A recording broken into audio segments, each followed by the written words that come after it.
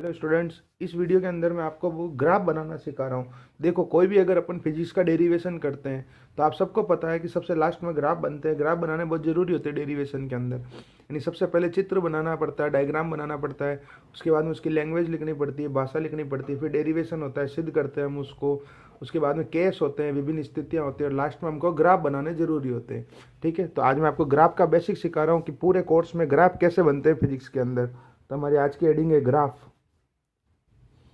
Basic का portion है ये कि किसी भी डेरिवेशन का ग्राफ कैसे बनाया जाता है। आई बात समझ में? तो देखिए, तीन तरह के ग्राफ हमारे पास में है। हमारे पास में जो ग्राफ हैं वो तीन तरह के हैं। पहला आता है समानुपाती ग्राफ। ये कोई प्रकार नहीं है, ग्राफ का टाइप नहीं है, मैथमेटिक्स का नहीं है, फिजिक्स का बेसिक बता रहा हूँ। यानी प्रोपोर्शनल अगर कहीं कंडीशन आ जाती है तो कैसा ग्राफ बनता है। दूसरा आता है व्युत्क्रमानुपाती, यानी कि इनवर्सली प्रोपोर्शनल। दूसरी कंडीशन हो गई इनवर्सली प्रोपोर्शनल की। और तीसरी हो गई हमारे स्पेशल ग्राफ। अभी पता चल जाएगा क्या है तीनों के अंदर। समानुपाती को अनुक्रमानुपाती भी कहते हैं, याद रखना।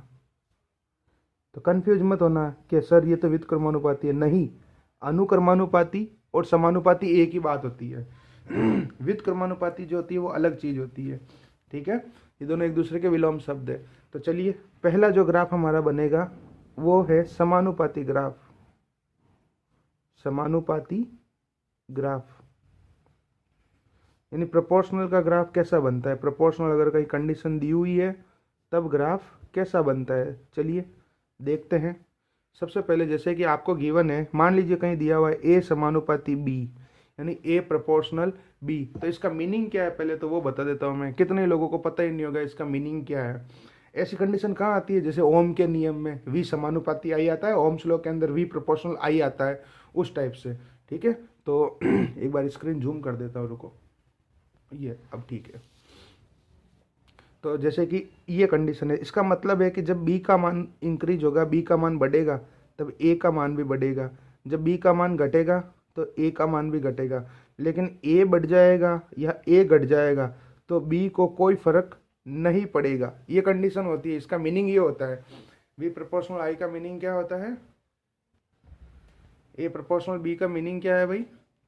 ए प्रोपोर्शनल बी का मीनिंग है कि अगर बी बढ़ेगा तो ए भी बढ़ेगा, बी घट जाएगा तो ए भी घट जाएगा। लेकिन ए के बढ़ने और घटने से बी को कोई फर्क नहीं पड़ता है। तो इसका ग्राफ कैसा बनता है बताता हूँ मैं आप लोगों को।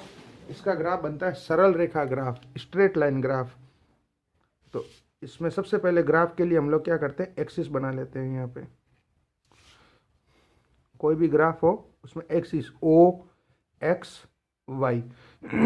यहाँ वाई एक्स एक्सिस पे लिखा जाएगा जो राइट साइड में है, यानी कि बी, और वाई एक्सिस पे लिखा जाएगा जो कि इधर लेफ्ट साइड में। और सीधा सीधा आपको कुछ नहीं करना है, सरल रेखा ग्राफ बना देनी है, स्ट्रेट लाइन ग्राफ। और ऊपर आ जाएगा ए समानुपाती बी, यानी ए प्रोपोर्शनल बी। ये हो गया पहला ग्राफ, बस कंप्लीट हो गया पहला ग्राफ। अब जैसे कि इसका एग्जांपल लेते हैं फिजिक्स की टर्म में, वी प्रोपोर्शनल आई, वी समानुपाती आई। तो इसका ग्राफ कैसा बनेगा देखिए। मतलब जहाँ भी समानुपाती की कंडीशन आएगी ना अपने पूरे कोर्स के अंदर फिजिक्स में, उसका ग्राफ ऐसा ही बनेगा, ओ एक्स वाई। तो इधर आ जाएगा आई, इधर आ जाएगा वी। उल्टा नहीं करना है आपको।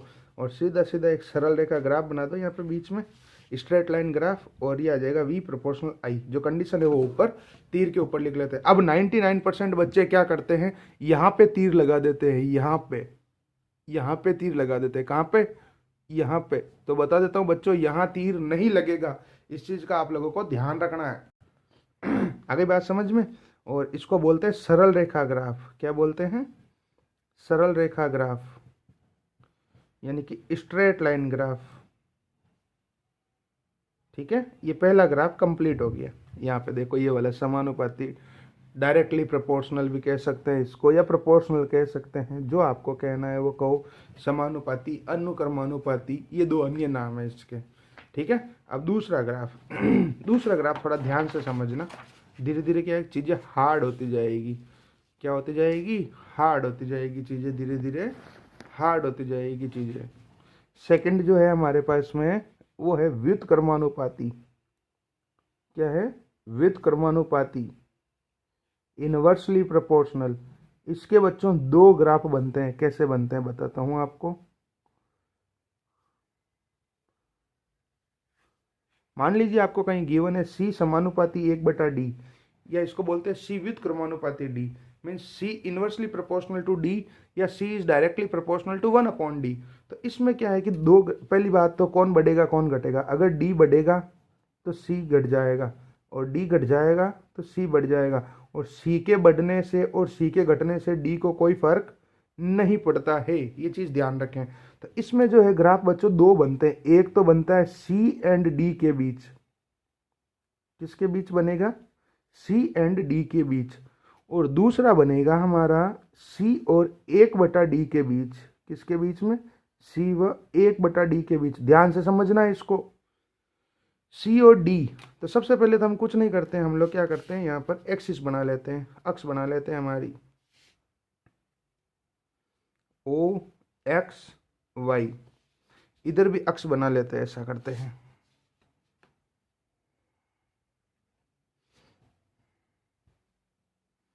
ओ एक्स वाई।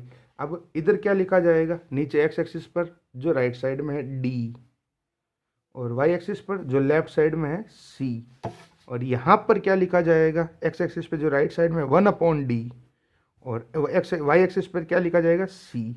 अब ध्यान से देखो तो कंडीशन सी और डी में क्या संबंध है। यहाँ पर देखो सी और डी में क्या रिलेशन है। सी और डी जो है वो व्युत्क्रमानुपाती है, इनवर्सली प्रोपोर्शनल है, एक बढ़ेगा तो दूसरा घटेगा। तो इसलिए इसका वक्र ग्राफ ऐसा बनता है। इसको बोलते हैं वक्र ग्राफ या कर्व ग्राफ। इसको ना तो ऊपर से टच करना है ना नीचे से टच करना है। कुछ कैसे जैसे आएंगे, जैसे चैप्टर नंबर 15 में, उसमें ग्राफ टच होगा ऊपर। वो कारण है उसका, क्या है वो वहीं बताऊंगा आपको। आपको याद रखना है जनरली 99% ये ऊपर से भी टच नहीं होगा और नीचे से भी टच नहीं होगा। इसका ध्यान रखें आप लोग, समझ गए। अब ऊपर कंडीशन क्या लिखनी है? कंडीशन वही लिखनी है जो कंडीशन है, उसमें कोई चेंज नहीं करना है। दूसरा यहाँ पर c और 1/d, c और 1/d, तो c और 1/d में तो क्या संबंध है बच्चों? ध्यान से देखो तो c और 1/d तो समानुपाती है ना। देखो आप लोग, c और 1/d तो प्रोपोर्शनल है ना। तो समानुपाती का ग्राफ कैसा बनता है? प्रोपोर्शनल का स्ट्रेट लाइन ग्राफ बनता है। तो यहाँ पर कैसा बन जाएगा? c और 1/d में समानुपाती का ग्राफ बन जाएगा। है तो व्युत्क्रमानुपाती, क्योंकि व्युत्क्रमानुपाती तो c और d है, इनवर्सली प्रोपोर्शनल तो c और d है। हमारी बात चल रही है c और 1/d। आप खुद देख लो, c और 1/d तो डायरेक्टली प्रोपोर्शनल है।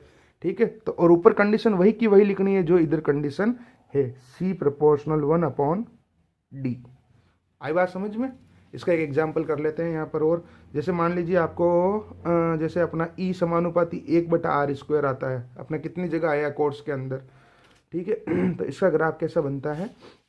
पहला ग्राफ तो किसके बीच बनेगा? ई और आर के बीच। पहला ग्राफ किसके बीच में बनेगा? ई और आर के बीच। और दूसरा बनेगा ई और 1/r या 1/r², 1/r² और ई। अब कोई बोले सर यहाँ r² लगाओ, तो लगा सकते हो, कोई दिक्कत नहीं। हम लोग क्या करते हैं, सबसे लोवेस्ट में और सबसे मैक्सिमम में ग्राफ बनाते हैं। ये रूल होता है ओ एक्स वाई। यहाँ r² का भी ग्राफ ऐसा ही बनेगा, और यहाँ अगर r आएगा 1/r तो भी ऐसा ही बनेगा। तो ई और r दोनों ऊपर नीचे हैं, व्युत्क्रमानुपाती है, इनवर्सली प्रोपोर्शनल है, तो वक्र ग्राफ बन जाएगा, कर्व बन जाएगा। ठीक है, और ऊपर क्या लिखना है? जो कंडीशन है वही लिखना है, एक्स्ट्रा दिमाग नहीं लगाना है। और इस साइड में ई और 1/r² वो डायरेक्टली प्रोपोर्शनल है, तो सरल रेखा ग्राफ बन जाएगा, स्ट्रेट लाइन ग्राफ बन जाएगा। ऊपर लिखा जाएगा ई प्रोपोर्शनल 1/r²। आए समझ में? ये हो गया दूसरा ग्राफ व्युत्क्रमानुपाती का। मैं जूम आउट कर देता हूँ, स्क्रीन को देख लो। ये तो है दूसरा ग्राफ, मतलब दो ग्राफ बनते हैं दूसरी कंडीशन के अंदर और दोनों बनाने हैं आपको एग्जाम में। और ये था हमारा पहला ग्राफ। ठीक है, अब एक ग्राफ और आता है तीसरा, स्पेशल ग्राफ। ये मोस्ट इंपॉर्टेंट है ये भी, और ये मतलब हर जगह यूज होंगे, हर डेरिवेशन के अंदर यूज होंगे। इधर बना देता हूँ मैं, ऐसा करता हूँ। और ये जो स्पेशल ग्राफ है हमारे चैप्टर नंबर 2 के अंदर बनेगा। तो देखो इधर स्पेशल ग्राफ, जूम कर देता हूँ स्क्रीन को। तीसरा हमारा ग्राफ हम बनाने जा रहे हैं वो है स्पेशल ग्राफ। स्पेशल ग्राफ कैसे? कि आपको कंडीशन तो दी हुई, ध्यान से समझना है इसको।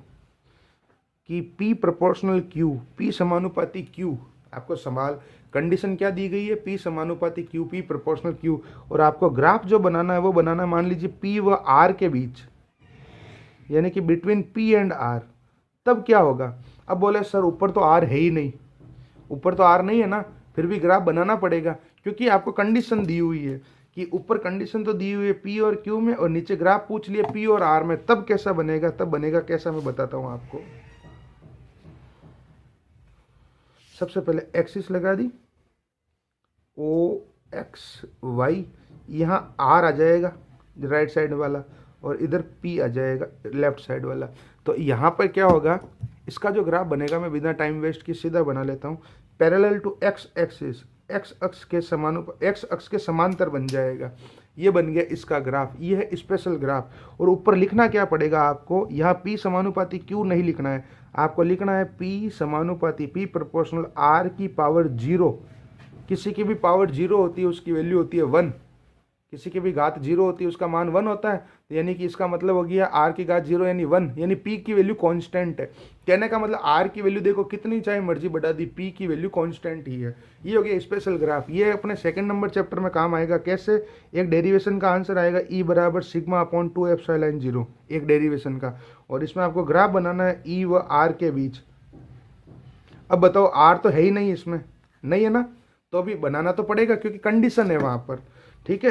तब कैसा बनेगा, आई बात समझ में, ऐसा बन जाएगा स्पेशल ग्राफ, क्योंकि R है ही नहीं ना, फिर भी मुझे बनाना है। आज वाले वीडियो को 2 बार देखना, आप लोग समझ में आ जाएगा। इधर R लिखना है, इधर E लिखना है, और इधर यहाँ पर एक parallel to X axis, X अक्ष के समांतर एक लाइन बनानी है, और ऊपर लिख देना E समानुपाती R की घात 0, यानी E proportional R raise to power 0। ये बन गया ग्राफ तीसरा। तो देखो सबसे पहले ये वाला देखो, वीडियो को मैं थोड़ा जूम आउट कर देता हूँ।